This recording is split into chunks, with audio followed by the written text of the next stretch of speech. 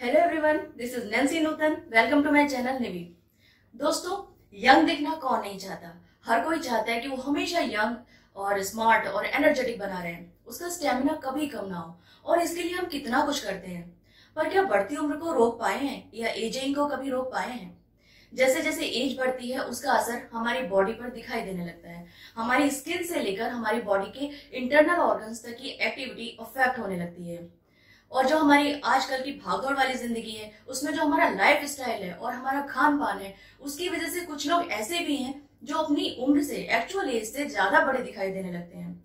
As बढ़ने के साथ साथ हमें हार्ट प्रॉब्लम स्टार्ट हो जाती हैं, स्किन हमारी लूज होने लगती है, डाइजेस्टिव सिस्टम भी वीक हो जाता है, दिखाई देना सुनाई देना भी कम हो जाता है, मेमोरी लॉस यानी कि याददाश्त भी कमजोर हो जाती है।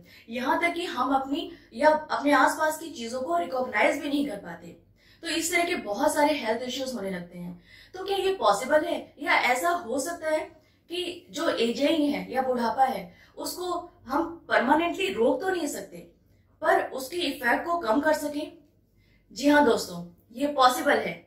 आज मैं आपके सामने सिर्फ आपके लिए एक ऐसे हर्बल प्रोडक्ट की इंफॉर्मेशन लेके आई हूँ जो एजिंग के इफेक्ट को कम कर देता है। अगर उसको अमृत फल या संजीवनी बूटी कहा जाए तो कुछ गलत नहीं होगा। दोस्तों, ये हर्बल प्रोडक्ट जिसकी मैं बात कर रही हूँ, इसका नाम है गैनोडर्मा ल्यूसीडियम। ये गैनोडर्मा ल्यूसीडियम क्या है और इसको अमृत फल या जीवन दायिनी या संजीवनी बूटी क्यों कहा जाता है, ये जानने के लिए इस वीडियो को एंड तक जरूर देखें। दोस्तों, सदियों से ही हर्बल मेडिसिन को हेल्थ सेक्टर में बहुत ज्यादा अटेंशन मिला है और इनके clinical, pharmaceutical and economical values ने ग्लोबल इंटरनेशनल ट्रेडिंग में एक रिपीटेड वैल्यू बनाई है। वर्ल्ड की मेजोरिटी ऑफ पॉपुलेशन को अगर देखा जाए, स्पेशली डेवलपिंग कंट्रीज को, तो वो बहुत हद तक प्राइमरी हेल्थ केयर के लिए हर्बल मेडिसिन को ही प्रेफर करती हैं। हर्बल मेडिसिन पर इतना ट्रस्ट, इतना विश्वास क्यों है? इसके भी बहुत सारे रीजंस हैं। नंबर 1 इज कॉमन पीपल के लिए मॉडर्न मेडिसिन और उनकी नॉलेज इजीली असेसेबल नहीं है। मीन्स आम आदमी मेडिसिन के बारे में ज्यादा नहीं जानता। नंबर 2, बहुत सारे लोगों का ऐसा मानना है कि हर्बल मेडिसिन का कोई साइड इफेक्ट या एडवर्स इफेक्ट नहीं होता है। नंबर 3, ये एलोपैथिक मेडिसिन के कंपैरिजन में ज्यादा इकोनॉमिक होती हैं। मीन्स हर्बल मेडिसिन सस्ती होती हैं कंपेरेटिवली। नंबर 4, मॉडर्न ड्रग्स के टॉक्सिक और साइड इफेक्ट्स को लेकर लोग बहुत ज्यादा कंसर्न हैं। इट मीन्स लोगों को लगता है कि एलोपैथिक मेडिसिन के साइड इफेक्ट होते ही हैं। नंबर 5 इज हर्बल मेडिसिन के लिए लोग होलिस्टिक अप्रोच भी रखते हैं। एग्जाम्पल के लिए तुलसी, पीपल। हमारे यहाँ तुलसी को देवी मानकर पूजा जाता है।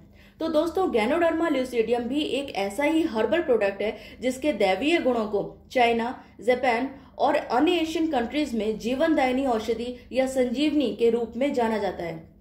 इसे mushroom of immortality, mushroom of spiritual potency और स्पिरिट प्लांट के नाम से भी जाना जाता है।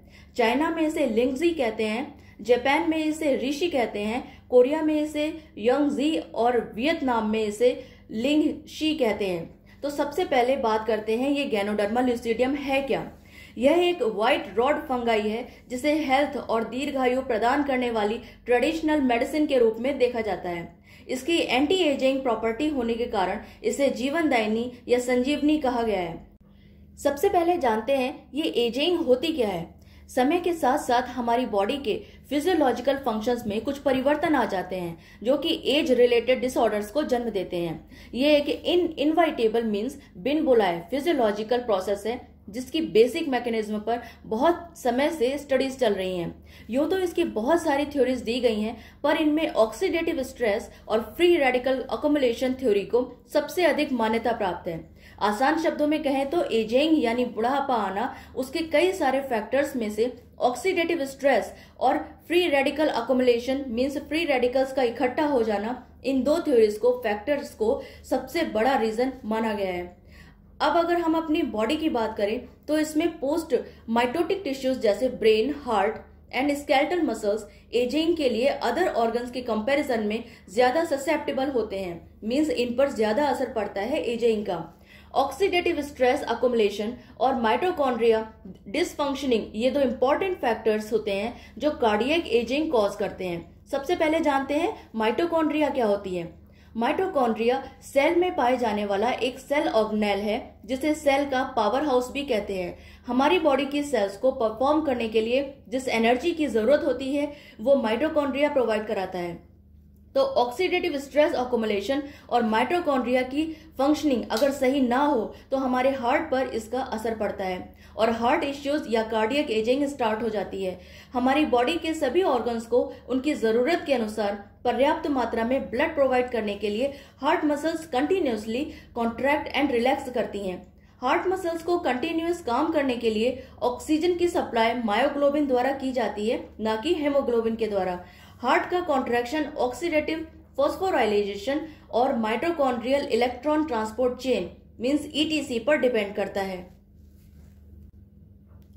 इनकी dysfunctioning ROS means reactive oxygen species का प्रोडक्शन अनहेल्दी लेवल तक बढ़ा देता है, जिसकी वजह से हार्ट में स्ट्रक्चरल और फंक्शनल चेंजेस उत्पन्न हो जाते हैं या जनरेट हो जाते हैं और ये कार्डियक एजिंग को जन्म देते हैं, जो कि आगे चलकर कई प्रकार के मायोकार्डियल डिसऑर्डर्स को जन्म दे सकते हैं। आसान शब्दों में कहें तो हार्ट प्रॉब्लम्स स्टार्ट हो जाती हैं।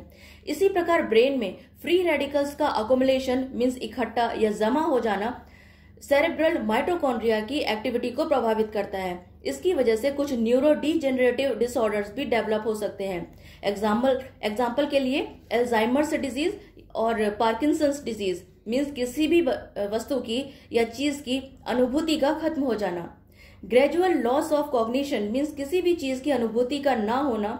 Decline in logical thinking means logical thinking में कमी आना। आसान शब्दों में कहें तो बेसिक पैर की बातें करना, चीजों को बार बार भूल जाना और मींस मेमोरी लॉस। ये सभी सेरेब्रल एजिंग के कैरेक्टरिस्टिक्स हैं, मींस ब्रेन से रिलेटेड प्रॉब्लम के एग्जांपल्स हैं।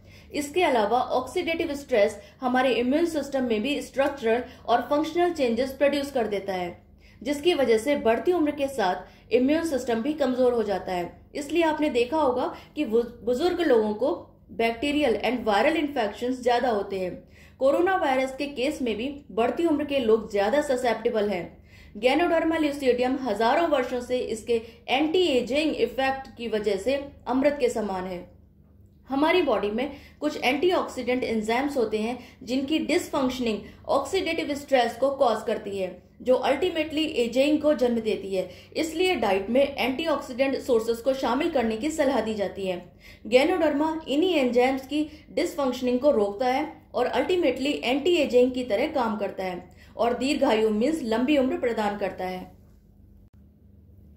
एज्ड माइस पर एक इन विवो स्टडी परफॉर्म की गई थी, जिसमें देखा गया था कि गैनोडर्मा एक्सट्रैक्ट एंटीऑक्सीडेंट एंजाइम्स जैसे ग्लूटाथियोन पर oxidase means GPX, catalase means CAT और मैग्नीज सुपर ऑक्साइड डिसम्यूटेज की एक्टिविटी को कार्डियक, हेपेटिक यानी लिवर और सेरेब्रल माइटोकॉन्ड्रिया में बढ़ा देते हैं।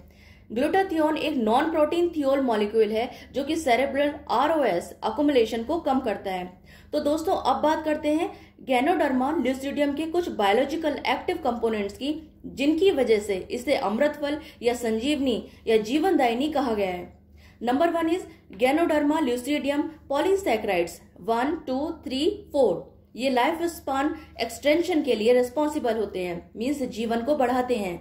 Number 2 is GLPP means ganoderma lucidum polysaccharides peptide और terpenoids RF3 means reishi polysaccharides fraction 3। ये एंटीऑक्सीडेंट एक्टिविटी रखते हैं। Number 3 is immunomodulatory activity means immune system strong रखने के लिए। इसमें ganoderma lucidum polysaccharides 1, 2, 3, 4, GLPP GAC1 means ganoderic acid C1 present होते हैं। Number 4 is stem cell generation के लिए इसमें RF3 factor means reishi polysaccharide fraction 3 present होता है।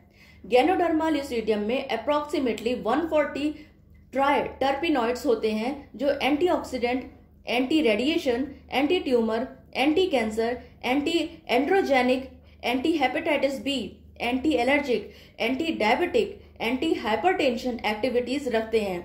इसका यूज कुछ कॉस्मेटिक प्रोडक्ट्स में भी होता है। दोस्तों ऐसा नहीं कहीं भी मेंशन नहीं है कि गैनोडर्मा डायरेक्टली लाइफ स्पान को बढ़ा देता है, बट इसके एंटीऑक्सीडेंट इफेक्ट की वजह से ऑक्सीडेटिव स्ट्रेस कम हो जाता है, जो कि एक बहुत बड़ा फैक्टर है एजिंग का। इसलिए लाइफ स्पान बढ़ जाता है और गैनोडर्मा दीर्घायु यानी लंबी उम्र प्रदान करता है। दोस्तों, अगर आपको ये वीडियो पसंद आया हो तो प्लीज एक लाइक बटन जरूर दबाइए मेरा हौसला बढ़ाने के लिए। और अगर आप न्यू व्यूअर हैं तो मेरे चैनल को सब्सक्राइब करना ना भूलें। मैं ऐसे ही इंफॉर्मेटिव वीडियोस लाती रहती हूँ रेगुलरली। अगर आप पुराने व्यूअर हैं, मेरे सब्सक्राइबर हैं, तो प्लीज अपनी नोटिफिकेशन बेल को ऑन करना ना भूलें रेगुलर अपडेट के लिए। दोस्तों, अगर आपके कोई सजेशंस हैं, कोई डाउट है, तो आप कमेंट भी कर सकते हैं मुझे। और ये वीडियो कैसा लगा ये प्लीज मुझे जरूर बताइए, तभी मैं आगे और अच्छे वीडियोस बना पाऊंगी। तो दोस्तों, जल्दी मिलेंगे नेक्स्ट वीडियो में। तब तक के लिए खुश रहें, स्वस्थ रहें, अपना ख्याल रखें।